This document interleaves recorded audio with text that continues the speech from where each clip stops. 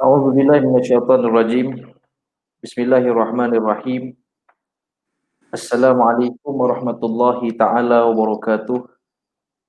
Innal hamdalillah nahmaduhu wa nasta'inuhu wa nastahdimu wa nastaghfiruh wa na'udzu billahi min syururi anfusina wa min sayyiati a'malina may yahdihillahu fala mudhillalah wa may yudlil fala hadiyalah. Asyhadu an la ilaha illallah wahdahu la syarikalah wa asyhadu anna Muhammadan abduhu wa rasuluhu amma ba'du.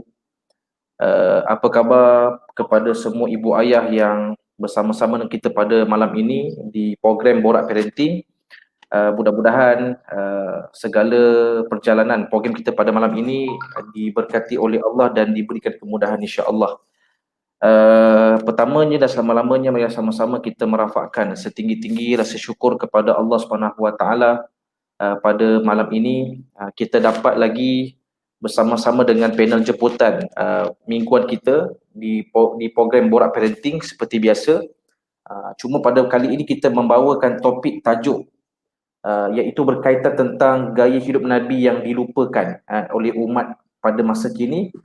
Dan insya-Allah pada malam ini kita sangat bertuah pada malam ini saya sekali lagi dapat menjemput sahabat saya, merangkap guru saya lah, untuk sama-sama kita mengambil istifadah daripada perkongsian beliau pada malam ini, iaitu saya memperkenalkan Al-Fadhil Ustaz Muhammad Hambali Al-Hafiz selaku imam besar di Masjid Bandar Uda, Bandar Uda, Johor Bahru. Jadi Ustaz, apa khabar Ustaz? Sihat Ustaz? Baik, Alhamdulillah. Semua dalam keadaan Mic, baik. mic anda okey Ustaz? Mic okey, insyaAllah. Okey, Okey Ustaz ke? baik. Okey, jelas. Jadi sebelum kita mempersilakan Al-Fadhil Ustaz untuk memberikan perkongsian beliau pada malam ini, terlebih dahulu saya mohon jasa baik daripada semua ibu ayah. Yang pertamanya, sama-sama kita tekan button share untuk kita bantu sebarkan program ilmu ini, kebaikan ini kepada kawan-kawan yang lain. Boleh tag kawan-kawan kita, keluarga kita yang terdekat juga. Dan saya mengharapkan juga kepada semua ibu ayah, kepada anak-anak yang bersama-sama dengan kita di rumah masing-masing, boleh join sekali mendengar di skrin TV anda di rumah masing-masing. Mudah-mudahan anak-anak kita juga mendapat nasihat, peringatan yang sama daripada Al-Fadhil Ustaz yang kita jemput pada minggu pada kali ini insya-Allah. Jadi Ustaz, boleh Ustaz dah ready ke belum? InsyaAllah. InsyaAllah Ustaz. Kita tumpang Anak Khairul Amri saja, insyaAllah. Allahu Akbar. Baik. Jadi sebagai introduction Ustaz tentang tajuk pada malam ini, iaitu umat Nabi sunnah Nabi yang dilupakan. Sebagai tema pada tajuk pada kali ini. Jadi sebagai mukadimah intro, apa yang boleh Ustaz mulakan sebagai pembuka minda kita untuk mendalami, menghayati tentang topik pada malam ini insya-Allah. Dengan segala hormatnya dipersilakan Ustaz. Bismillahirrahmanirrahim. Assalamualaikum warahmatullahi wabarakatuh. Bismillah, alhamdulillah, wassalatu wassalamu ala rasulillah wa ala alihi wa ashabihi wa man tabi'ahu wa mawala. Asyhadu an la ilaha illallah wa asyhadu anna Muhammadan abduhu wa rasuluh. Allahumma salli wa sallim wa karim wa barik ala sayyidina Muhammadin wa ala alihi adada kamalillahi wa kama yaliqu bi kamalih, amma ba'd. Yang saya muliakan kepada Sahibul Fadilah, sahabat saya Ustaz Khairul Amri, selaku bukan moderator lah, sebagai orang yang bersama dengan kita untuk berkongsi ilmu pada malam ini insya-Allah. Seterusnya kepada ibu ayah yang bersama pada malam ini, saya menumpang barakah kalian dan bukan hadir malam ini untuk mengajar, tetapi kita sama-sama mengambil iktibar kembali apa yang telah ditinggalkan oleh para ulama untuk kita kembali kepada Rasulullah SAW. Sebagai mukadimah pertemuan pada malam ini, kita nak bawakan tentang sunnah yang dilupakan. Pertama, Ustaz, kita bawakan di dalam perjalanan para ulama. Mereka mengatakan bahawa ada 5 ilmu utama yang perlu manusia dapatkan supaya mereka tak terlepas untuk hubungan mereka dengan Rasulullah SAW. Di antara 5 ilmu utama ini, iaitu 5 asas utama yang diletakkan oleh para ulama, adalah dimulakan pertama mengenali kepada fizikalnya Rasulullah SAW melalui kepada namanya ilmu syama'il. Bila mana kita melihat kepada para ulama bawakan kepada kita dengan ilmu syama'il, iaitu berkaitan dengan fizikalnya Rasulullah SAW, maka di sini kita melihat bahawa terdapat daripada pergerakan fizikal, bentuk tubuh dan cara bagaimana keadaan kita nak mengendalikan tubuh kita, itu juga terdapat sunnah yang ditekankan oleh para ulama. Antara yang masyhur dalam kitab Asy-Syama'il Muhammadiyah yang dikarang oleh Imam Tirmizi radhiyallahu anhu, yang mana membawakan kepada kita awalnya adalah dengan fizikalnya Rasulullah SAW. Dan kemudian diikuti nanti seterusnya adalah ilmu yang dibawa namanya ilmu sirah, iaitu akan perkenalan kita dengan Nabi Muhammad SAW. Kemudian ilmu khasais, kemudian ilmu fadail, iaitu kelebihan-kelebihan yang ada pada Rasulullah SAW. Maka keseluruhan daripada ilmu-ilmu yang diletakkan oleh para ulama adalah menunjukkan bahawa setiap sepanjang perjalanan kehidupan kita, kita takkan terlepas untuk hubungan kita dengan Rasulullah SAW. Sebagai contoh, hari ini kalau saya tanya pada Ustaz Amri, kalau kita tanya bagaimanakah pandangan peribadi kita tentang wajah orang yang cantik ni macam mana, Ustaz? Maknanya kalau kita nak kata orang ni cantik sungguh lah, pandangan Ustaz Amri, dia punya wajah cantik tu tarafnya macam mana, Ustaz? Mempesona lah, sampai ingat ke rumah. Sampai ingat ke rumah, Ustaz. Maksudnya dia akan nampakkan kepada kecantikan itu secara pandangan kita. Tapi sebenarnya para ulama bawakan kepada kita, pandang orang tu cantik supaya terkait dengan pandangnya Rasulullah SAW. Sebagai contoh, rambut orang, ada sebahagian orang kata, yang lurus tu nampak lagi handsome lah. Tak, orang pun cakap yang kerinting tu nampak lebih handsome lah. Walhasil, pandangan peribadi perlu diubah untuk kita melihat bahawa tak, rambut yang ikal mayang tu paling cantik. Kerana itu yang Allah ciptakan Rasulullah dengan rambutnya ikal mayang. Ketika mana kita melihat wajah, ada orang mengatakan hitam-hitam manis tu cantik. Walhasil itu semua cantik dari segi pandangan yang zahirnya manusia. Tapi apa yang ulama harapkan, iaitu agar kita melihat setiap orang yang adanya kecantikan, sebagaimana kecantikan yang terkait dengan Rasulullah SAW, maka itu merupakan sesuatu perkara yang tidak akan manusia putuskan hubungan mereka dengan Rasulullah SAW. Jadi kalau tajuknya berkaitan dengan sunnah yang dilupakan, maka kita boleh ambil iktibar dalam mukadimah ini, iaitu nak menunjukkan bagaimana sesuatu yang kita lakukan kalau tidak terhubung dengan Rasulullah SAW, maka kita akan dapati bahawa manusia akan semakin jauh dengan hubungan Nabi mereka, dan disitulah sunnah-sunnah yang akan ditinggalkan. Sebagaimana Allah Subhanahu Wa Taala sebut di dalam Al-Quran, afatala alaihimul amadu faqasat qulubuhum wa katsirun minhum fasiqun. Allah mengatakan bahawa umat-umat di zaman Nabi Bani Israel, mereka ini fatala alaihimul amad, mereka ini seronok untuk hidup mereka itu jauh dengan Nabi mereka.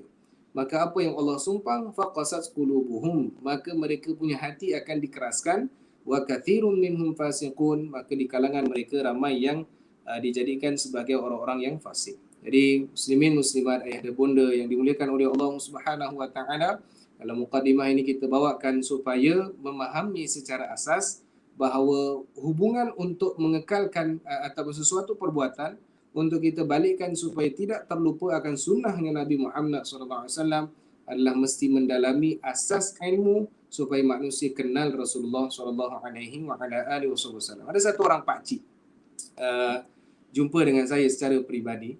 Dia mengatakan bahawa Tuan Imam, kalau Tuan Imam nak tahu, saya boleh tahu biodata Siti Nurhaliza, berapa kali dia menang, tempatnya dekat mana, pindah rumah kali ke berapa. Subhanallah, sampaikan detailnya itu dia mampu.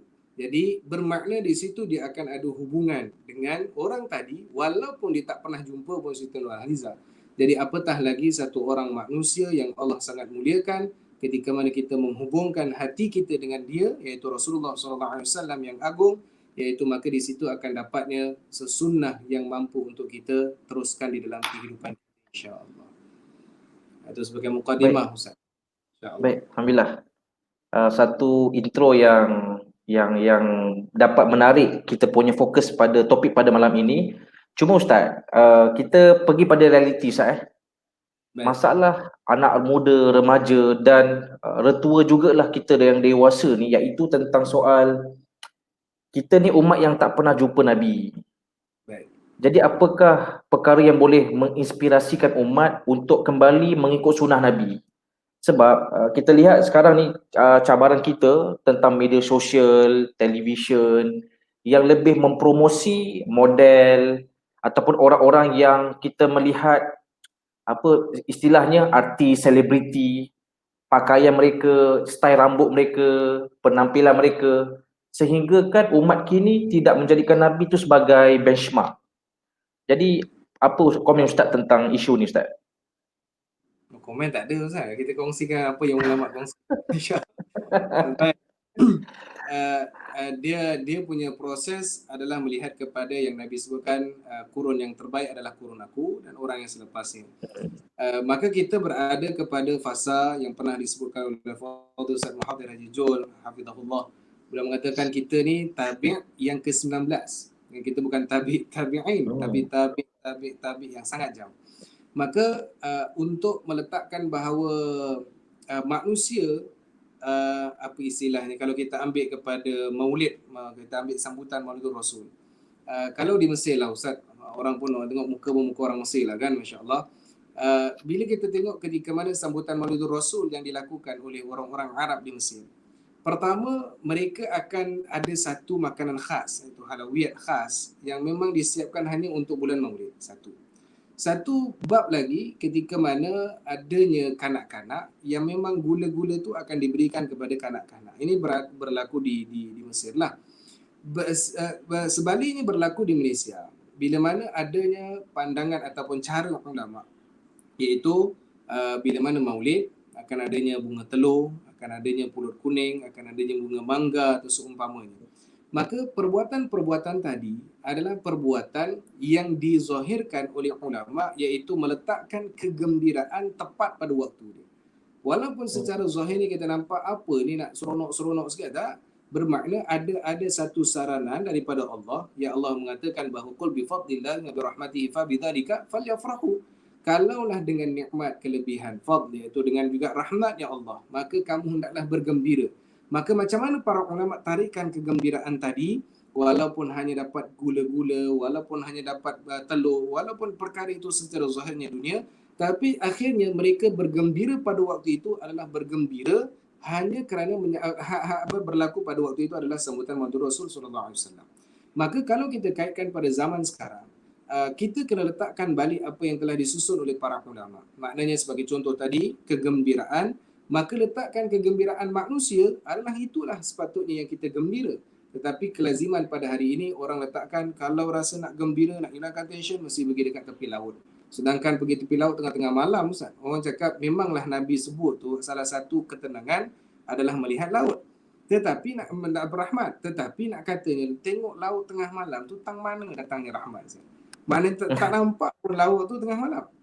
Tetapi kita mengambil jalan yang salah. Itu maknanya kita kena ambil balik setiap perjalanan yang telah diajar oleh para ulama adalah mengambil satu contohnya, iaitu tadi berkaitan dengan kegembiraan. Ada satu bab, iaitu satu perkara yang lain yang diletakkan oleh para ulama. Sebagai contoh, kita berada bersama dengan ibu ayah di dalam Akademi Syakirin ini, iaitu ketika mana kalau kita melihat bagaimana adab yang ulama ajarkan dahulu. Contoh adalah mak ayah kena ajarkan kepada anak-anak sabar dengan kerenah guru. Sabar kerenah guru ini adalah perkataan orang-orang kita dahulu. Maknanya kalau apa pun guru yang buat pada kita, maka sabar. Maka dalam hal itu adalah meletakkan sabar yang paling tepat dalam sunnah Nabi SAW. Maka waktu itu nak dikatakan terdapat dalam kitab-kitab yang terlalu banyak. Antaranya adab Tariqut Ta'lim, Tariqut Ta'allum, iaitu adab Imam Zurnuji, ketika mana dikatakan bahawa hendaklah kamu bersabar dengan guru itu mendapatkan rahmat sebagaimana Imam Abu Yusuf yang bersabar dengan gurunya, akhirnya dia mendapatkan manfaat. Maka di situ sebenarnya melatih kepada seseorang sabar kepada tempatnya, di situ datangnya sunnah Nabi SAW. Antara yang lainnya, pakaian, yang mana kita melihat orang-orang dahulu kita ambil contoh hari raya. Hari raya ketika mana orang Malaysia khususnya, ulama-ulama kita ajar orang-orang dululah, kita ni tak tahulah dah fasa tua ke masih remaja ke, kalau Ustaz Amri mungkin masih remaja lah kan. Tapi nak katanya kita tengok pada waktu zaman hari raya, bila mana waktu hari raya kita akan pakai seluar, pakai samping. Dan itulah kelaziman yang dilakukan oleh orang-orang Malaysia khususnya. Dan ketika mana kalau kita melihat orang Arab pula dengan jubahnya, khair, tak ada masalah. Tetapi kita melihat kenapa orang-orang dulu kita ataupun ulama-ulama kita terdahulu mengajarkan kepada kita hari raya dengan sedemikian. Kerana rupanya ada satu asar riwayat yang mengatakan bahawa Nabi SAW mengatakan kalau kamu pakai kain, hendaklah kamu pakai seluar di dalamnya. Maka oleh sebab nak mengikut kepada sunnah Nabi SAW, maka ulama ajar baik, maka maknanya kita nak pakai pakaian yang cantik, dijadikan yang kain itu adalah samping dan kemudian di dalamnya adalah seluar, sebagaimana ambil kepada jalan yang pernah disebut oleh Nabi SAW. Kita ambil lagi satu sat yang lain. Ketika mana ulama-ulama kita yang kita ambil contoh, siapa yang pernah pergi ke Mesir tahulah, kalau pergi ke kedai kedai minuman, maka kita akan nampak bahawa kalau kita minum tu, kita minum aswab ke tebu ke apa ke hasilnya ke, minum akan berdiri. Maka kita akan nampak, sebenarnya tak ada adab sungguhlah makan minum berdiri. Tetapi apa yang kita dapatkan praktikal di situ, terdapat dalam satu hadis Nabi SAW yang Nabi minum air zam-zam dalam keadaan berdiri. Maka di sini datangnya para ulama mengajarkan kepada kita beradab. Maknanya apa dia? Kalau orang beri kita minum dengan berdiri, maka minum harus untuk berdiri. Kalau orang bagi minum kita dengan duduk, maka kita akan duduk. Maka di sini nak katanya, apa yang telah ulama letakkan kepada amalan kehidupan kita adalah itulah yang nak balikkan kita dengan Rasulullah SAW. Kita ambil contoh lagi sekali Ustaz, yang lain. Kalau kita lihat bagaimana adab orang-orang yang kalau kita ambil kepada orang Jawa lah. Orang Jawa, kalau dia makan nasi ambang, pengalaman peribadi saya yang ketika mana saya pergi betul-betul orang Jawa yang memang istilahnya Jawa totok itu, kalau makannya satu dulang, kita akan duduk, dia akan ada bahagikan 4. Maknanya ada 4 tempat sahaja. Kita makan, kita akan makan sikit, kemudian sedang habis makan, dia akan bungkus terus. Yang kita makan tadi, maknanya biasa kita ambil hari ini, kita habis makan, kemudian bungkus yang lain. Tapi yang mereka buat adalah bungkus pada waktu tersebut juga. Baik kita fikirkan balik, adakah datang daripada asar dan perbuatan Nabi SAW? Ada. Iaitu apa dia? Mengambil barakah kepada tangan yang menyentuh di situ dalam pertemuan kita punya makanan. Maka itu yang dibuat oleh ulama-ulama kita terdahulu. Jadi sebenarnya apa yang telah dibuat oleh ulama kita dahulu adalah satu jalan untuk kita balik kepada Rasulullah SAW, tetapi sebenarnya kita merubah, kita sendiri yang menafikan dan kita sendiri yang mengenepikan adalah perbuatan itu. Istilahnya contoh, benda itu adalah macam ortodok, lama, style lama, kita nak style yang baru, menyebabkan kita akan terlepas kepada perbuatan sunnah sedemikian. Jadi yang paling utama adalah mengkaji kepada perbuatan yang telah dibuat oleh orang-orang tua kita terdahulu, maka di situ datangnya rupanya perbuatan sunnah Nabi SAW. Sebagai terakhir Ustaz, iaitu macam mana kita nak balik semula kepada apa yang didikan oleh ibu ayah kita terdahulu. Contoh yang lain, ketika mana kalau diajar kalau datang rumah orang jangan diri depan pintu, kalau beri salamnya pelan-pelan, kalau jalan depan orang tua kena tunduk. Itu semua perbuatan yang sebenarnya ada juga terdapat dalam kitab Min Adabil Islam yang dikarang oleh Syekh Abdul Fattah Abu Hudah hafizahullah, iaitu berkaitan bagaimana perbuatan yang telah pun diajarkan oleh ulama kita itu adalah perbuatan yang dibawakan oleh baginda Nabi SAW. Wallahu a'lam. Baik Ustaz, cantik Ustaz. Poin tadi Ustaz, anda terfikir satu soalan. Cuma ni panas sikit lah Ustaz. Baru-baru ni ada bukan follow lah, just kita dengar sekali lalu saja tentang satu forum membahaskan tentang tajuk adat dan sunnah. Cuma ulasannya lebih kepada contoh tidur lepas asar ni adat, tapi Nabi tak buat, tak ada hadis. Jadi kadang-kadang kita ni hidup dengan budaya orang Melayu yang dah menjadi adat resam, cuma kita jahil. Tak tahu adat ni adat semata-mata bangsa Melayu ataupun adat ni telah diolah bertepatan dengan pendekatan para ulama-ulama kita yang dahulunya. Jadi timbul zaman sekarang ni orang-orang muda dan orang kita ni dia lebih kepada dah mula.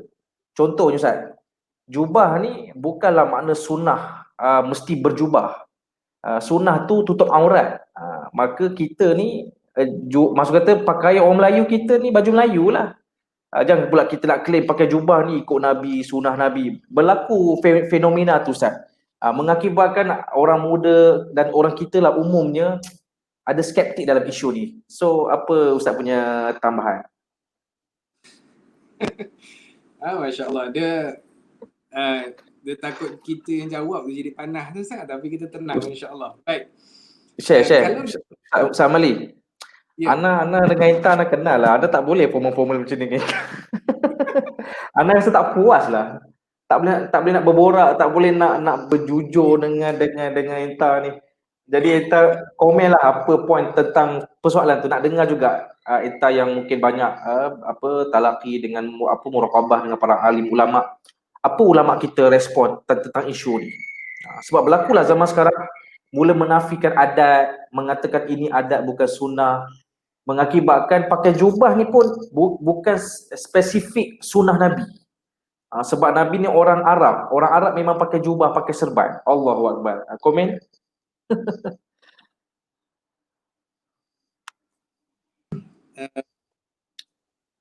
Kita ambil awal pertamanya, Allahumma salli ala Muhammad. Di dalam memahami kepada, kita nak ambil kepada perbuatan Rasulullah SAW itu tetap diambil kepada A'immatul Rasyidin, iaitu pimpinan-pimpinan yang telah diberikan petunjuk oleh Allah. Kita melihat kepada jalan asas, kita melihat kepada sejarah Ustaz. Ini pun mudah-mudahan Allah bagi ilham terbaiklah untuk menjawab insya-Allah. Sebab soalannya ini soalan memang tak ada dalam undangan lah. Baik.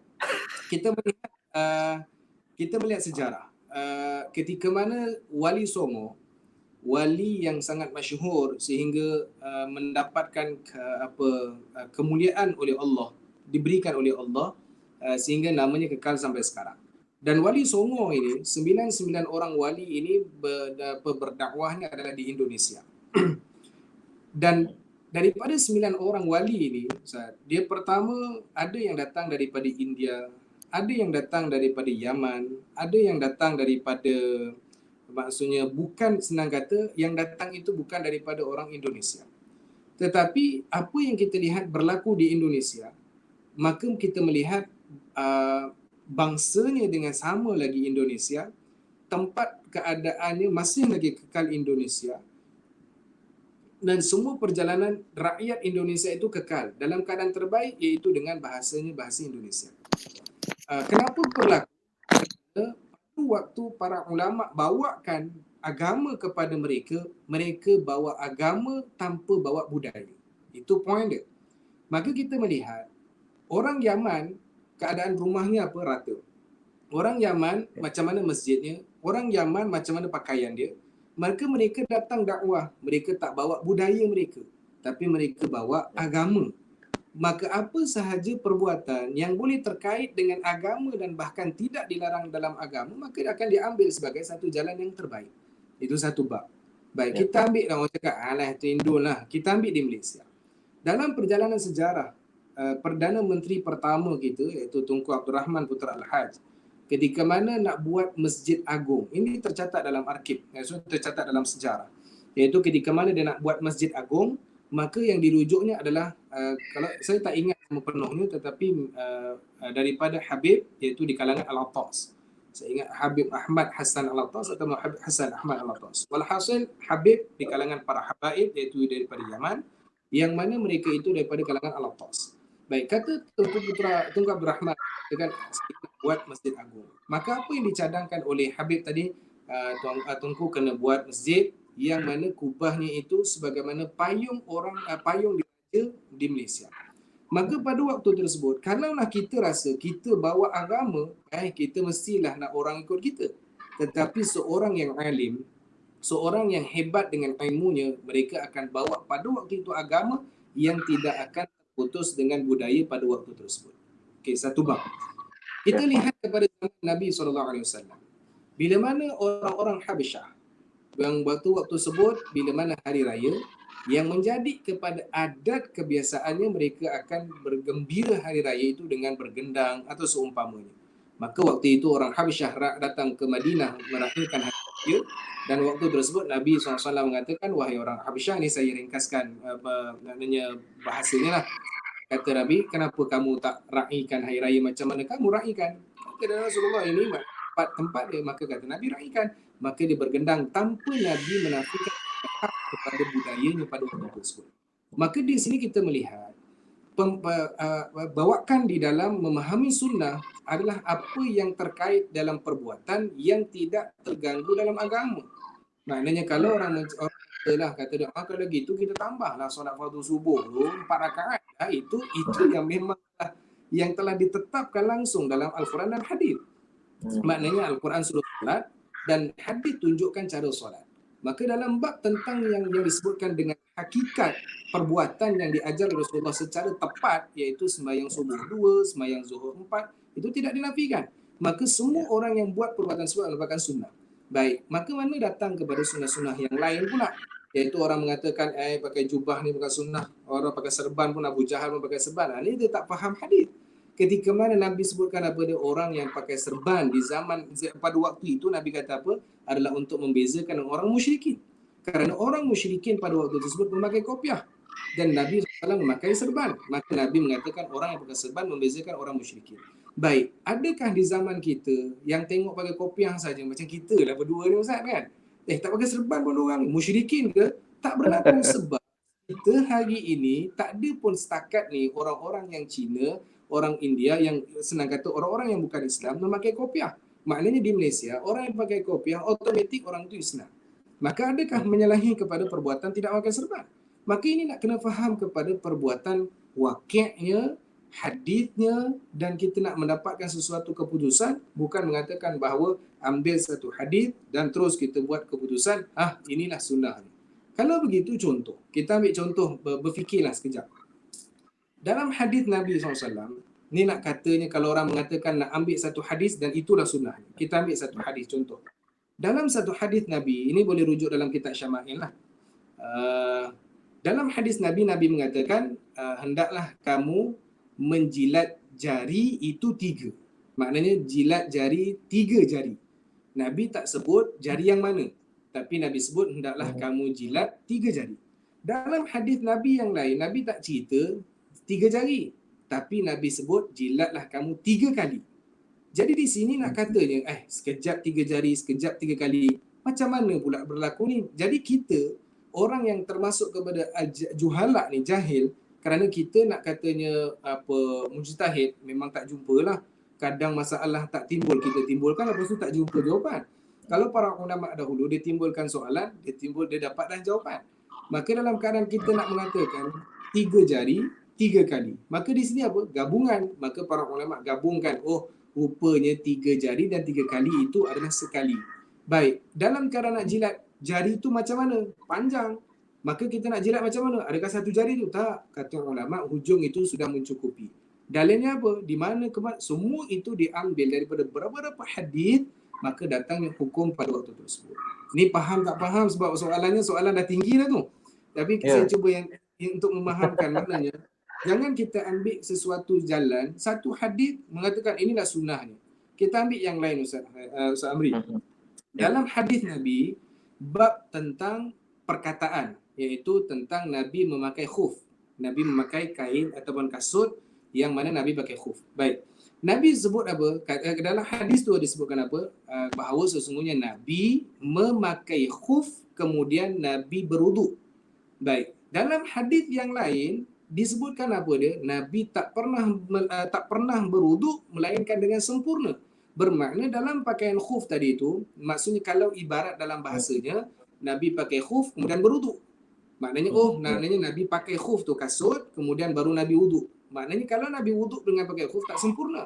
Tapi dalam hadis yang lain Nabi mengatakan Nabi tak pernah berwuduk melainkan sempurna. Baik, macam mana nak memahamkan hadis ni, dua hadis ni? Iaitu nak bagi tahu rupanya Nabi, hadis itu cerita tentang wuduk kali kedua. Oh, kita nak faham macam mana? Mesti faham melalui gabungan para ulama yang telah mendapatkan hadis-hadis. Jadi nak katanya, kalau kita rasa bahawa kita bawa hari ni adalah sunnah, salah. Maknanya kerana kita belum lagi menjadikan orang yang memahami kepada uslub hadis secara zahir, dan bahkan kita sebenarnya tak amanah dengan ilmu, kerana sesungguhnya hadis-hadis Nabi SAW bukanlah untuk dipegang secara zahir, kerana hadis itu bukan hukum, kerana hadis itu sumber hukum. Nak memahami hukum adalah melalui kepada jalan para alim ulama. Dan terakhir kita melihat bagaimana untuk memahami, kalau di zaman kita hari ini orang mengatakan apa adat dan juga sunnah. Adakah adat itu melanggari kepada sunnah? Tidak, sebagaimana kita sebutkan tadi, selagi mana perjalanan adatnya tadi itu tidak melanggar kepada perbuatan syarak ataupun kepada hukum syarak, maka ia akan mendapatkan faedah, dan di situ datangnya perbuatan dapatkan pahala sunnah daripada baginda Nabi Muhammad sallallahu alaihi wa ala alihi wa sahbihi wa baraka wasallam. Wallahu a'lam. Baik Ustaz, kita kaitkan lagi tentang topik pada malam ini, iaitu sunnah Allah maksudnya Muhammad, lost point. Apa tadi tu? Okey. Macam nak sebut tadi, zaman sekarang ni banyak model-model barat, business model, motivation berpadukan pada model barat, yang akhirnya timbul hujah ataupun komen, iaitu ikut sunnah Nabi ni pilihan, bukanlah wajib. Kan? Orang barat ni pun sebenarnya terkait beberapa elemen tentang agama tu. Jadi membuatkan kita ni bertindak tu Ustaz tidak solid mengikut gaya hidup Nabi. Contohnya, kalau Ustaz boleh kongsikan jugalah, apakah di antara sunnah-sunnah Nabi pada waktu Nabi bangun tidur? Sebab saya pernah attend satu program ni, kita boleh kata jauh lah daripada apa yang kita maklum tentang sunnah-sunnah Nabi ni. Tetapi ada baik dia, ada dia punya reason dia buat benda-benda macam tu, ritual tu lah. Okay. Cuma Islam sunnahnya zikir Quran. Maka manusia mengambil faedah tentang model-model begitu Ustaz. Dikatakan yang penting positif, yang penting baik, yang penting tidak berbuat maksiat. Maksud kata manusia lebih cenderung pada model-model ala-ala begitu berbanding apa yang Nabi direct sunnahkan kepada kita. Jadi Ustaz, dan Ustaz boleh tambah juga tadi antara sunnah Nabi bangun tidur. Apa yang Nabi buat bila bangun tidur tu? Baik, Allahumma salli ala sayyidina Muhammadin wa ala alihi wa sahbihi ajmain. Kita nak ambil daripada kaedah sesuatu, adakah meninggalkan terus kepada perbuatannya Nabi SAW. Jadi kalau kita melihat kepada prinsip, kita ambil kepada zaman kini lah, zaman kini. Ada orang dia akan jumpa hujungnya, dia tak akan jumpa jalan penyelesaian walaupun dia buat itu adalah kaedah yang merasakan itu positif. Kita ambil contoh. Ini sama-sama kita fikirlah, oleh sebab namanya sembang santai kan. Saya takut dia punya kadang terskema ke apa, sampai tengok muka Ustaz bolehlah kita tak payah skema-skema sangat kan. Baik, kita contoh gini. Di zaman anak-anak kita hari ini, zaman anak-anak kita lah, bila katanya contoh tensionnya, maka apa cara jalannya? Pertama mesti keluar, maksudnya keluar daripada rumah berjalan. Baik, dalam waktu yang sama kalau pengalaman saya ketika mana menghadapi kepada anak-anak muda di sekolah-sekolah di Johor khususnya, bila tanya, okey sekarang ni kalau awak tension apa yang perlu buat? Kami pergi tengok bola di stadium. Baik. Dia rasa tengok bola dekat stadium tu tension, akan hilang tension dia. Baik, sebenarnya saya ambil secara peribadi, saya cakap saya kena cabaran. Aku juga kena try lah pergi stadium tu sebab tak pernah pergi. Rezekinya ada kawan datang daripada Kedah, dan pun rezekinya tiket ada orang belikan dan dapat, kemudian masuk. Sebenarnya bila mana dia rasakan dia hilang tension? Tak, dia makin tension. Sebab lagi tension bila masuk tu dah kena bayar, kita tak pernah free waktu tu. Masuk dah kena bayar. Tengah-tengah bayar, lepas tu hujan. Hujan, tim yang kita nak sokong tu pula kalah. Kalah. Tension lagi. Tak, makanan pun nak masuk kena sekat, tension lagi. Keluar daripada stadium, dah lah kalah, kena book, tension lagi. Nak pergi ke kereta punya jauh sana, tension lagi. Jadi kalau ada orang mengatakan bahawa oh aku tengok bola adalah untuk hilang tension, dia takkan jumpa hujung jalannya. Walaupun dia rasa pada saat itu akan hilang tension. Kita ambil yang lain. Oh, saya kalau nak hilangkan tension, saya akan menyanyi. Saya akan puaskan hidup saya nyanyi. Akhirnya dia akan jadi apa? Dia akan jadi penat. Dan begitu juga kita melihat kepada mana-mana kaedah yang telah pun diambil oleh orang cendekiawan, apa sesiapa pun yang membawakan satu pendekatan, itulah teknik yang terbaik, tetapi selagi mana tidak menepati kepada jalan kepada sunnah Nabi SAW, hujungnya dia tidak akan mendapatkan ketenangan. Dia pasti tak akan dapat ketenangan dan pasti tidak akan dapat jalan penyelesaian. Melainkan kita lihat contoh Ustaz, kita lihat berapa ramai orang yang meletakkan kekuatan dirinya dalam waktu nak exam, dia rasa dialah orang yang akan menentukan kejayaan tanpa berharap pada Allah. Maka di sini telah hilangnya sunnah Nabi SAW, iaitu tentang pergantungan kepada Allah. Kita ambil contoh yang lain. Yang tadi tu tentang proses, maknanya apa yang berlaku. Kita ambil pula setelah kaedah-kaedah tadi tu diambil sampai waktu peperiksaan. Kita ambil waktu situasi pelajar lah. Baik, berapa ramai pelajar yang nak masuk exam buat malam tu dia buat solat sunat hajat, malam tu dia baca Yasin, sebelum waktu subuh dia bangun untuk qiyamul lail, waktu subuh dia nak bangun, selepas subuh baca Yasin dan doa, baru dia masuk periksa. Berapa ramai orang buat? Tak ramai. Melainkan apa yang dia akan buat? Akan stay sampai malam. Dia sebutlah study work, study hard, study smart, segala study yang wujud dekat dunia tu digunakan. Maka waktu sampai satu peringkat, lepas subuh, buka lagi buku, nak masuk dewan periksa, buka lagi buku, akhirnya masuk dalam dewan. Waktu itu siapa yang akan menentukan pemikiran kita dan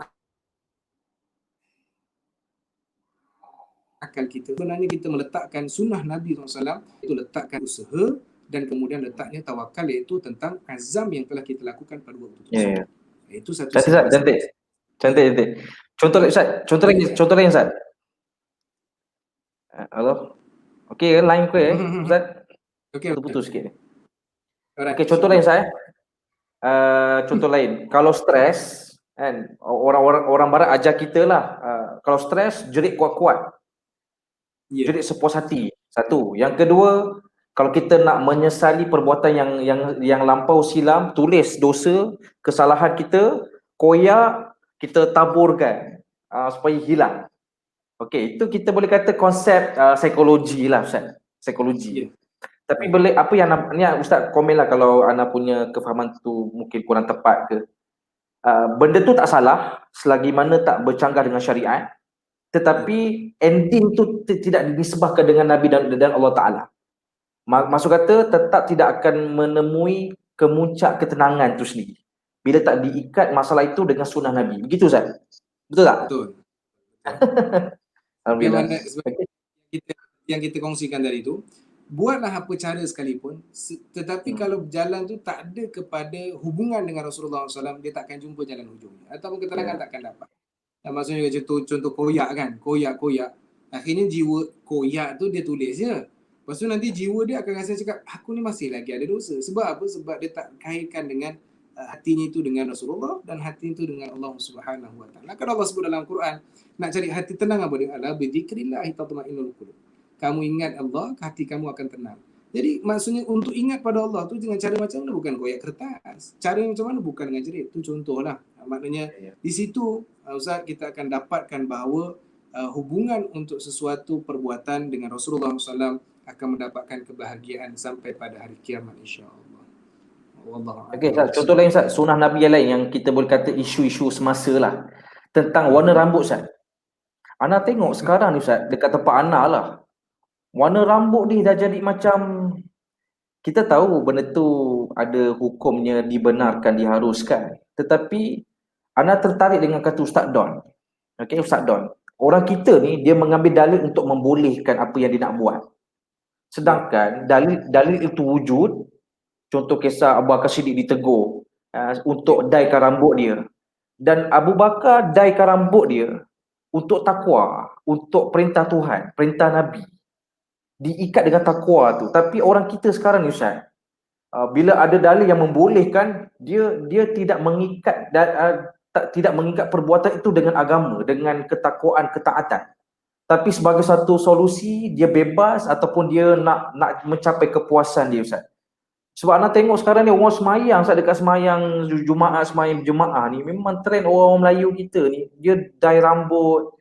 Kita sebab familiarnya akhir zaman ni, orang dye rambut ni kita boleh kata orang-orang yang macam ada grup-grup tertentu, mamak rempit, budak-budak yang berpelesiran. Itu yang kita kenal lah. Tapi bila mana maaf sebelah, kadang-kadang asatizah kita juga dalam dia memberikan jawapan atas permintaan netizen, jawapannya itu jawapan yang tidak endingnya tu ketaatan. Mengakibatkan anda boleh lihat Ustaz, kadang-kadang terfikir aku pun nak dye rambut lah. apa ulasan Intas ya? Allah Akbar. Baik, Allahumma salli ala sayyidina Muhammadin wa ala alihi wa ashabihi ajmain. Sebab itu awal kita letakkan dalam mukadimah kita tadi, untuk letakkan setiap perjalanan kita tak terputus dengan Rasulullah. Salah satunya adalah ilmu sirah. Iaitu ilmu sirah itu adalah ilmu yang kita mengenali perjalanan Rasulullah SAW daripada awal lahirnya sampailah wafatnya baginda Rasulullah SAW. Di situ kita akan nampak kepada apa sebenarnya cara hidupnya Nabi SAW. Dalam kitab Allahumma salli ala Muhammad, apa kitab tu, Ar-Rasulul Muallim, karangan daripada Syekh Abdul Fattah Abu Ghuddah juga, diletakkan di situ asas untuk seseorang itu menjadikan kepada setiap perbuatan dia adalah mesti terkait dengan Nabi Muhammad SAW.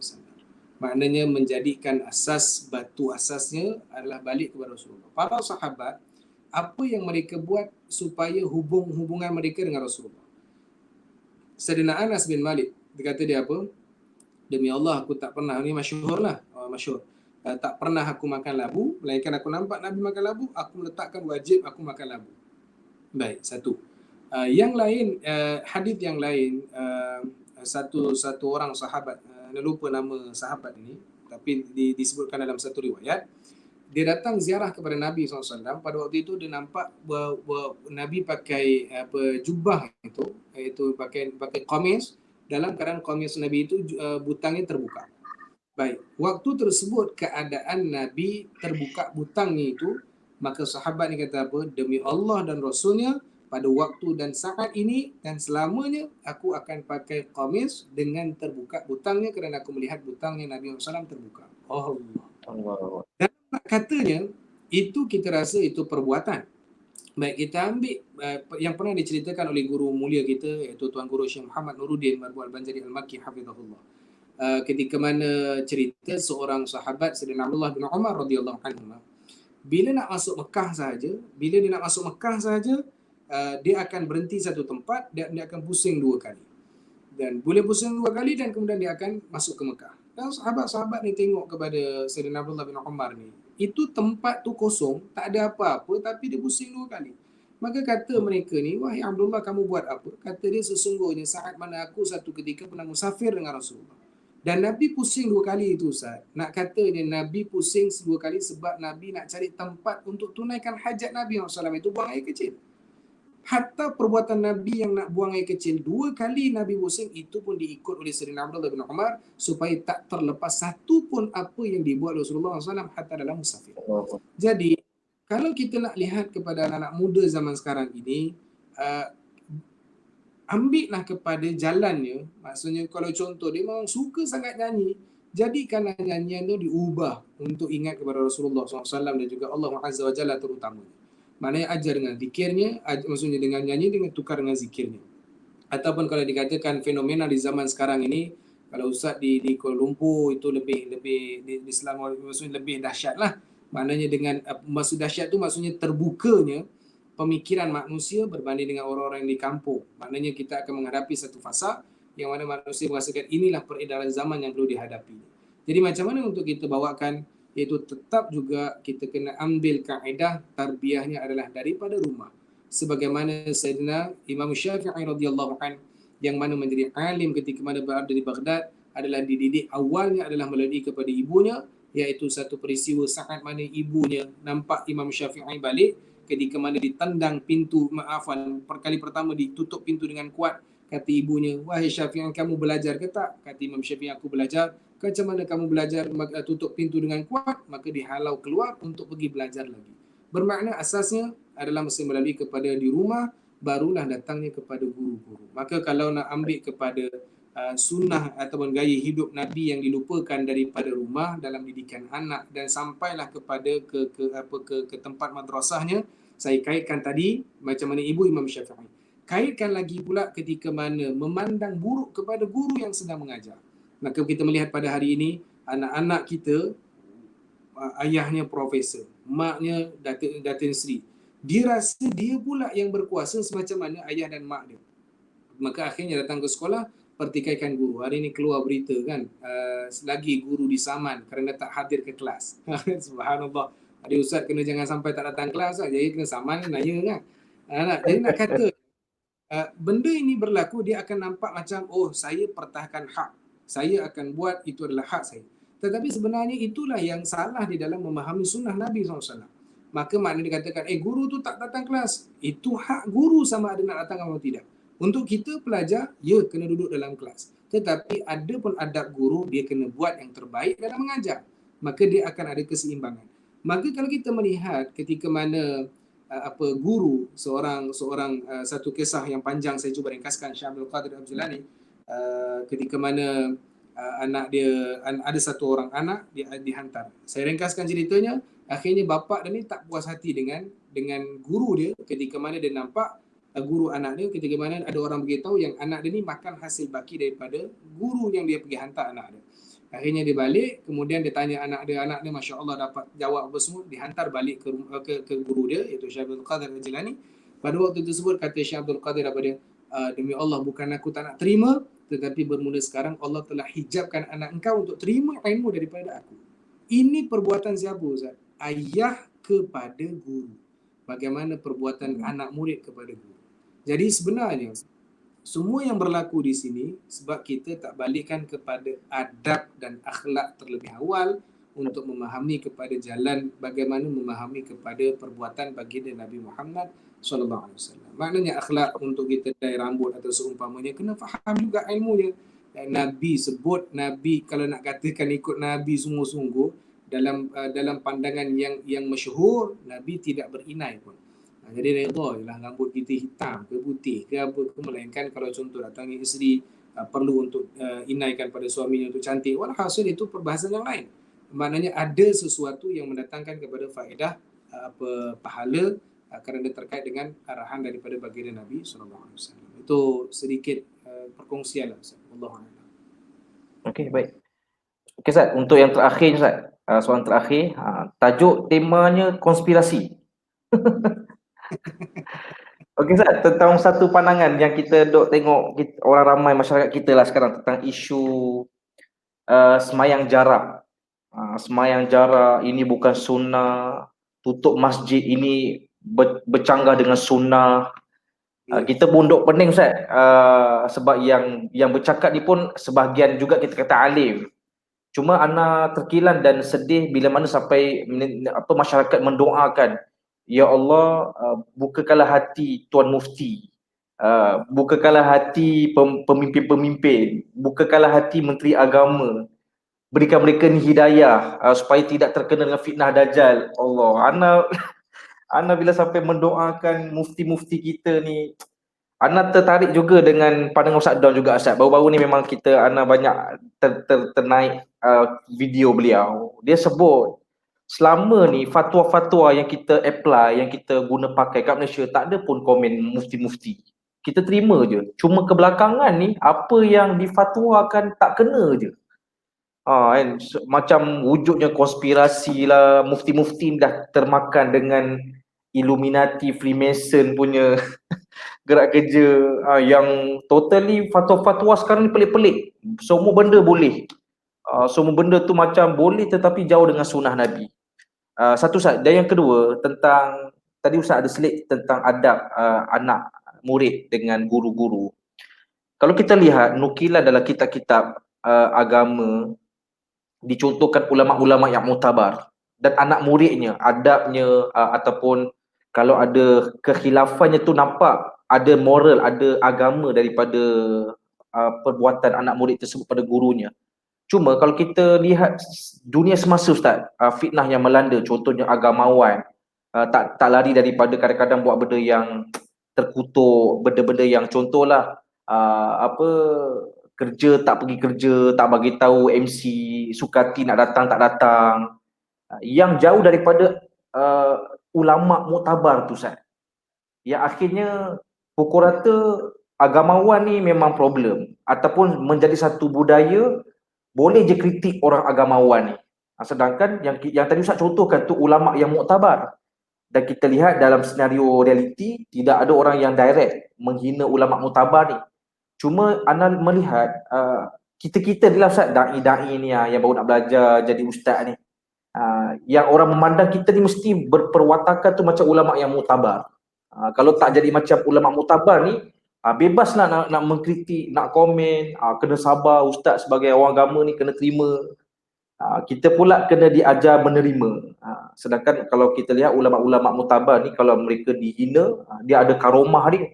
Ada dia punya istilahnya apa? Dia punya balasan atas perbuatan orang tu terhadap dia. Macam kita ni orang awam Ustaz yang mengajar agama telah dijaja nama kita ni buruk, dah tak boleh pakai, ustaz-ustaz ni semua sebagai penutup Ustaz untuk dua lontaran tadi tu. Wallahualam. Itu Ustaz Amri boleh jawab tu, Masya Allah. Baik. Allahumma salli ala sayyidina Muhammadin wa ala alihi wa sahbihi ajmain. Tentang para mufti kita dan juga orang-orang yang apa disebutkan ulil amri lah di dalam meletakkan sesuatu pandangan dan hukum. Pertama, kita jangan suka sangat bawakan agenda, sampaikan. Ada juga jemaah saya yang jumpa kata dia, Tuan Imam baik kita doa je lah, mufti kita ni dah kena sihir. Tak Ustaz tu doa tu okey lagi pada Allah bagi hidayah. Ini ada orang jumpa dengan saya kata dia, Imam kita doa lah, rasa mufti kita tak, dia punya dahsyat itu sihir itu bos. Tu luar biasa lah. Baik, maka kita nak ambil ambil poinnya di sinilah. Bila saya duduk bersama dengan timbalan mufti negeri Selangor, iaitu Datuk Dr. Anhar Opir, hafizahullah. Beliau ada satu hadis yang dibawakan dalam perbincangan pada waktu itu muzakarah haji lah, muzakarah haji. Maka dikatakan kena faham ada satu hadis yang kita pegang itu bukan hadis yang sesuai pada waktu tersebut. Maknanya hadis tu tak terkait pun dengan apa yang berlaku sekarang. Baik, kalau ada orang mengatakan dah cukup lah, hentikanlah tentang fitnah masjid lah, apalah semua. Isunya bukan sekarang lagi, isunya yang kita nampak pasal masjid. Nanti kalau masjid kena virus. Sekarang orang dah tahu dah ada yang masjid dah tutup, dia dah tak sebab. Tapi isunya adalah tentang hak kepada orang Islam tu. Iaitu Nabi sebut apa? La darara wa la dirar. Itu poin utama dia. Maknanya Islam ajar kepada kita, janganlah kita memberikan mudarat pada orang. Dalam di sini nak katanya kita tak tahu dalam suasana hari ini siapa yang mudarat. Dalam waktu yang sama yang lain tak, yang dia mudarat tu yang akan memberikan mudarat pada orang lain. Maka untuk menjaga kemaslahatan yang bersama, itu poin utama dia. Bermakna jangan sampai kita jarak, maksudnya dengan keadaan pandangan daripada KKM, maknanya itu yang orang yang berautoriti diberikan fasalu ahla dzikr. Itulah ahli zikir yang tahu tentang apa yang berlaku pada waktu sekarang. Baik. Dalam banyak-banyak tu semua tu, saya tertarik ada satu hadis yang dibawakan oleh Dr. Anhar Opir pada waktu tersebut dalam tausiah beliau. Kata dia, ada hadis tentang waktu Nabi SAW tak bersalaman pada orang yang nak bai'ah dengan Nabi SAW. Satu hari waktu itu, kata dalam riwayat, Nabi bai'ah Nabi ini mesti bersalaman. iaitu Nabi akan bersalaman. Semua Nabi bai'ah sampai satu waktu ada satu orang turun daripada bukit. Dan hadis inilah yang diambil fatwa oleh Jabatan Kuasa Fatwa Malaysia, yang mengambil kata dia iktibar daripada hadis ini, iaitu Nabi ada orang ni turun. Maka kata Nabi, sekarang kau bai'ah dengan aku. Maka dia pun bai'ah dengan Rasulullah tanpa bersalamat. Maka akhirnya kata habis selesai, kata Nabi dah habis bai'ah, Nabi bai'ah ni perjanjian, dan kemudian Nabi suruh balik. Sahabat yang lain mengatakan, ya Rasulullah, kami ni salam dengan kau ni sebagai tanda bai'ah. Macam mana dia boleh tak bai'ah dengan kau ya Rasulullah? Itu dikira bai'ah. Kata Nabi SAW, orang itu sedang berada dalam keadaan wabak. Bermakna, tidak bersalaman dengan orang pada waktu suasana wabak yang dia tak tahu pun yang dia adalah mudarat, maka di situ datangnya hukum. Maknanya kita mampu menyelamatkan orang lain dengan kemudaratan yang besar. Maka di sini kita nak kena tahu, ahli majlis fatwa sangat besar dia punya hukum dia, maknanya dia nak letakkan sesuatu hukum. Kalau pandangan peribadi lah, maknanya bukan nak kata ikut tak ikut, tidak, pandangan peribadi. Kalau orang mengatakan, kena tegur mufti, kita orang awam sembahyang jarak ikut fatwa mufti, itu telah datang pahala. Baik, habis tu orang pun cakap, habis tu salah sebenarnya tu tak ada. Itu mufti punya dosa lah. Kalau salah, itu mufti punya hal. Tapi untuk kita orang awam, yang kita pegang agama adalah mesti melalui kepada fatwa muftinya. Maka di sini nak menunjukkan tidak ada isu tentang WHO ke, tak ada isu tentang Dajjal ke. Ni yang syok-syok ni lah yang Dajjal sebenarnya ni. Ada yang ajak orang supaya benci dengan agamawan, ajak orang supaya musuh dengan mufti, ajak orang supaya jauh dengan ulama. Inilah sebenarnya kuncu-kuncu Dajjal. Jadi tak payah cerita tentang mufti nak ikut Dajjal, ni apa semua Dajjal. Sekarang ni semua Dajjal. Sedangkan kita lihat, ini boleh lebih masa Ustaz, kita lebih sikit. Boleh. Sedangkan kita lihat Ustaz, saya ambil satu pengalaman. Budak umur 4 tahun. Budak darjah 4, bukan 4 tahun, darjah 4. Jumpa dengan saya waktu tu di masjid lah. Dia kata, Imam tengok tak cerita ni, dia ada cerita lah. Cerita tu cerita Marvel, cerita keluaran Marvel lah. Akhirnya saya cakap, saya tak tahu. Dia cerita detail satu persatu cerita tentang Marvel. Akhirnya, mencabar diri saya pun ambil balik semua cerita Marvel yang dikeluarkan oleh Marvel, dia punya penerbit dia. Saya tengok satu-satu. Dan di situ saya tengok apa sebenarnya yang menyebabkan anak muda yang akhirnya kemuncaknya Endgame, iaitu Avenger Endgame. Kemudian macam-macam lah semua Avenger. Ustaz pun tengok kan. Tapi ada satu filem daripada keluaran Marvel yang sebenarnya anak muda kita yang sibuk yang hari ini, yang sepatutnya lah, yang contohlah asatizah ataupun yang sibuk nak hentam kepada pemutus-pemutus fatwa apa semua tu, tengok balik kepada pendekatan yang telah pun anak muda kita terikut. Contohnya, apa yang berlaku pada hari ini, iaitu anak muda boleh sembang neraka, boleh sembang syurga, dengan seronoknya katakan, tak apalah, aku ni kalau masuk neraka pun sekejap je, nanti akan keluar masuk dah balik dalam syurga sebab aku Islam. Macam mana perkataan boleh keluar perkataan tersebut? Sedangkan dia tak tahu hakikat neraka macam mana. Kesannya pun sebab kita melepaskan semua tadi itu, menyalahkan kepada penghormatan kepada ulama. Baik, saya ambil sikit tadi Ustaz. Saya tengok cerita, kalau Ustaz tengoklah, cerita Thor. Dalam bab Thor, saya tak tahu nak sebut dalam bahasa Inggeris lah sebab kita memang cemerlang sungguh bahasa Inggeris kan. The Ragnarok ke tak tahulah dia punya ejaan dia gitu. Sebutannya wallahualam. Tapi Thor Ragnarok. Baik, cerita ringkasannya, Hulk yang badan hijau berada satu tempat yang penuh dengan sampah.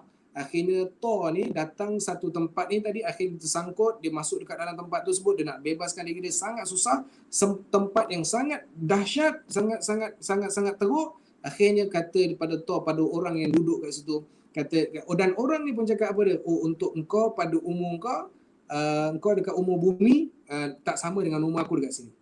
Baik, satu point. Satu lagi, bila kata Thor kali lagi, itu nama tempat ni apa? Nama tempat ni adalah Sakar. Baik, Sakar ni apa Ustaz? Kalau dalam bahasa Arab, kalau ikut tajwidnya, Sakar, neraka Sakar. Macam mana anak muda kita tengok cerita tadi dengan tak nampak pun pendekatan bahawa itulah gambaran yang digambarkan oleh orang-orang barat, bahawa itu neraka sebenarnya Sakar. Tetapi mereka merasakan apa? Neraka Sakar ni begini saja. Kesannya Ustaz, saya dah jumpa beberapa pelajar yang bila kita cerita tentang neraka dan saya kaitkan tentang Marvel, dia akan cakap, oh kalau gitu neraka tu senang-senang gitu je lah Ustaz, maksudnya kita boleh je lah masuk neraka sekejap. Kesannya apa? Sebab akidah. Jadi ambillah jalan apa-apa sahaja yang berlaku pada waktu ini, kekalkan anak-anak kita dengan akidah. Kalau contoh dalam bab fiqah, itu dalam sembahyang itu fiqah. Tetapi tetap ketuhanan kita pada Allah. Sembahyang kita pada Allah. Dalam keadaan kita sembahyang jarak-jarak tak bersalaman, hakikatnya ada datang apa? Silaturahim yang kita jaga juga. Maknanya semua balik kepada apa? Kepada akidah. Sebelum kita hentam mufti-mufti, tengok dulu apa yang anak-anak muda kita telah pun terpengaruh. Khusus satu. Belum lagi cerita tentang Marvel yang lain juga, cerita-cerita yang macam mana hari ini apa yang Marvel apa Allah Muhammad apa tentang apa memahami untuk mendapatkan kestabilan bumi mesti bunuh manusia. Maka akhirnya keluar daripada rakyat kita yang keluar kepada pejuang, yang pejuangnya salah, nak bunuh, yang dia bunuh orang Islam. Kesannya apa? Sebab ni tadi ni nampak cerita saja. Tapi kenapa kita tak kekalkan akidah dulu dengan anak-anak kita? Yang kita sibuk apa? Fiqh. Yang kita sibuk apa sekian-sekian? Akidah tak ke mana? Jadi hari ini kita sibuk hentam mufti dalam bab fiqh. Kenapa tak letakkan kebersamaan fiqh untuk memahami akidah pada waktu tersebut? Kalau gitu marahlah kerajaan Saudi juga. Hai, kita kenapa tutup Kaabah tu? Kalau kau tahu tak Kaabah tu pusing tu penyebabkan bumi. Hai, kita marah kerajaan Saudi lah. Tapi adakah orang akan meninggalkan Allah? Tidak. Hatta Kaabah tu dihilangkan oleh Allah, tetap manusia akan ibadat pada Allah. Jadi ini Ustaz, pasal Saudi tu sebab dikatakan memang tali baru dah dengan Israel, UAE, jadi Malaysia terjebak dah. Oi, penting Ustaz. Dia bab tali baru kata tali baru itu adalah hubungan sosial kerajaan dengan kerajaan. Tak ada masalah. Maksudnya tak ada masalah tu, bukan orang kata oh tak ada masalah ke Israel. Tak, kan lagi ada orang rakam kan. Ada dia tengok oh ustaz ni adalah penyokong Israel. Naya. Maksudnya itu hak negara dia, terpulang pada dia. Tapi yang kita nak sentuh adalah berkaitan dengan Kaabah tu. Maknanya Allah izinkan semua yang berlaku ni keizinan Allah. Allah izinkan Kaabah kosong. Allah izinkan manusia tak keluar. Allah izinkan semua virus berlaku. Allah izinkan semua. Jadi kenapa kita tak balikkan semua pada Allah Subhanahu Wa Taala? Ini poin akidah kita. Bila mana orang cakap orang apa semua, macam mana hati kita? Sebab tu Al-Fadhil Ustaz Maulana Lutfi Muharram, kita tengok Al-Fadhil Ustaz Nazrul bin Nasir, orang-orang anak-anak muda, ulama-ulama muda yang bawa dalam pendekatan, tak pernah satu pun dalam kuliah mereka menghentam kerajaan, menghentam fatwa mufti, menghentam. Tetapi apa yang mereka bawa adalah supaya bawa hati. Macam contoh Maulana Lutfi Muharram kata dia apa, hati-hati jangan sampai anak-anak kita seronok untuk tinggal Jumaat. Maknanya ada peranan daripada ulama dengan bahasanya supaya bukalah untuk Jumaat sahaja pun cukup. Untuk jangan sampai tutup harian. Itu baru namanya apa? Alim. Maknanya baru kita menegur yang terbaik. Syekh Nazrul bin Nasir, Masya Allah, dekat Kedah berapa banyak masjid-masjid yang tutup, khalas ada masalah, ditangguh tu, khalas tak ada masalah. Tapi bila mana ada satu perkara yang membimbangkan dia akan tegur. Mana di situ datang nilainya apa? Kebersamaan dalam berdakwah kepada bersama dengan mufti-mufti yang ada pada waktu tersebut. Okey, alhamdulillah Ustaz, syukran atas lontaran dan minta maaf Ustaz, memang topik pada malam ini bila Ustaz ulas benda yang lebih semasa. Memang untuk maklumat ibu ayah sekalian, banyak soalan yang kita tujukan kepada Al-Fadhil Ustaz ni memang spontan lah. spontan dan agak berat berbanding tajuk yang kita highlightkan dekat situ. Sepatutnya tajuk pada malam ini kita nak cerita tentang Nabi bangun tidur, Nabi makan kan, Nabi punya muamalat. Tapi bila Ustaz dah switch button, ada point yang macam kita boleh pergi yang lebih panas sikit ataupun lebih tinggi sikit perbincangan itu yang kita tujukan soalan tersebut pada Al-Fadhil Ustaz. Jadi alhamdulillah Allah pun mengilhamkan yang terbaik pada Ustaz. Mudah-mudahan segala yang dikongsikan oleh Al-Fadhil Ustaz sampai dalam hati kita dan kefahaman kita, itu yang pentingnya. Dan ibu ayah juga bolehlah sama-sama kita bimbing, educate anak-anak kita semua untuk kembali berpegang pada akidah Ahlussunnah wal Jamaah, insya-Allah. Jadi Ustaz, terima kasih atas komitmen yang diberikan untuk kali yang kedua ini. InsyaAllah kita akan panggil lagi Ustaz untuk sesi yang akan datang lagi. Okey Ustaz. Lagi senang sikit Ustaz. Baik, baik, insya-Allah. Jadi Ustaz, secara khas ni lah nak minta izin, nak minta Ustaz bacakan doa sikit boleh Ustaz?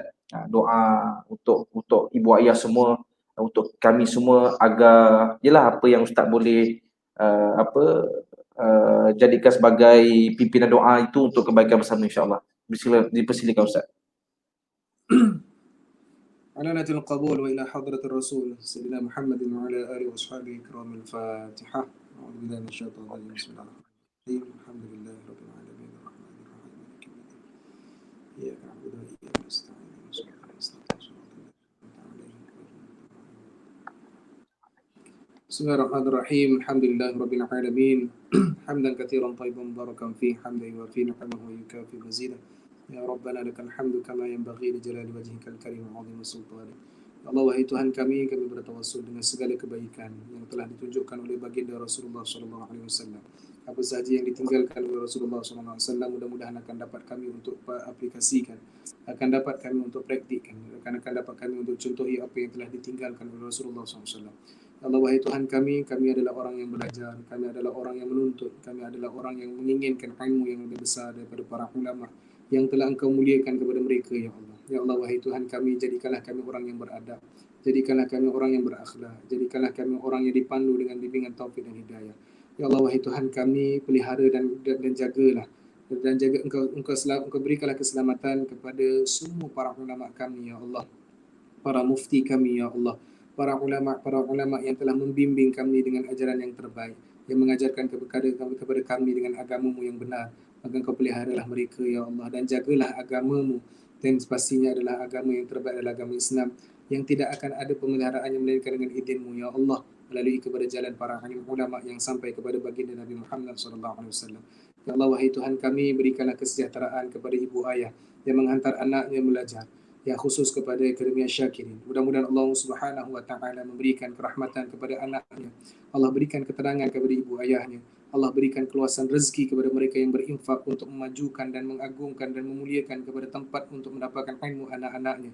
Dan mudah-mudahan Allah Subhanahu wa taala melipat gandakan pahala-pahala yang telah diberikan khas untuk berkhidmat dengan agamanya melalui kepada sekolah yang dihantar oleh anak kepada anak-anaknya.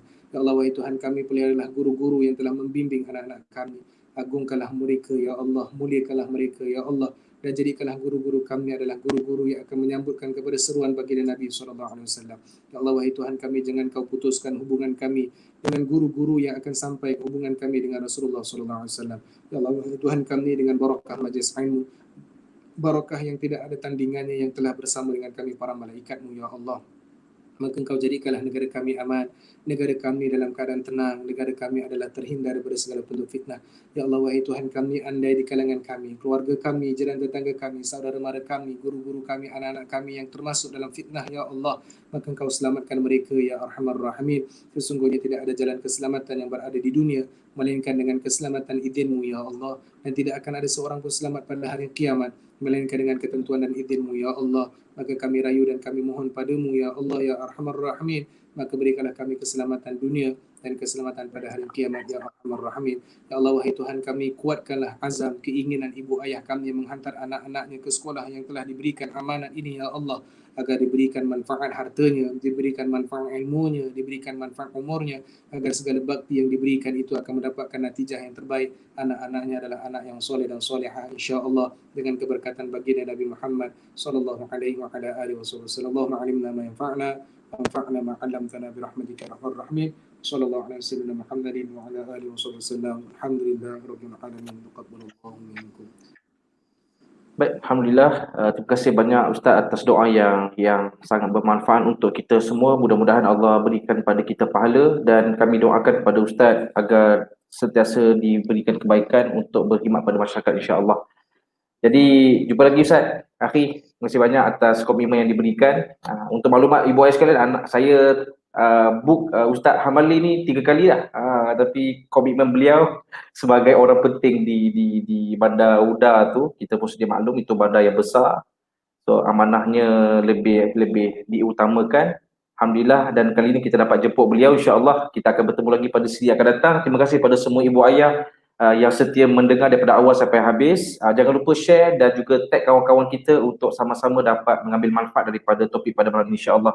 Jadi itu saja kesempatan kita pada malam ini. Yang baik itu datang daripada Allah, yang lemah itu daripada diri kami sendiri. Hakikatnya dua-duanya datang daripada Allah Taala. Kita akhir dengan wabillahi taufiq hidayah. Assalamualaikum warahmatullahi taala wabarakatuh.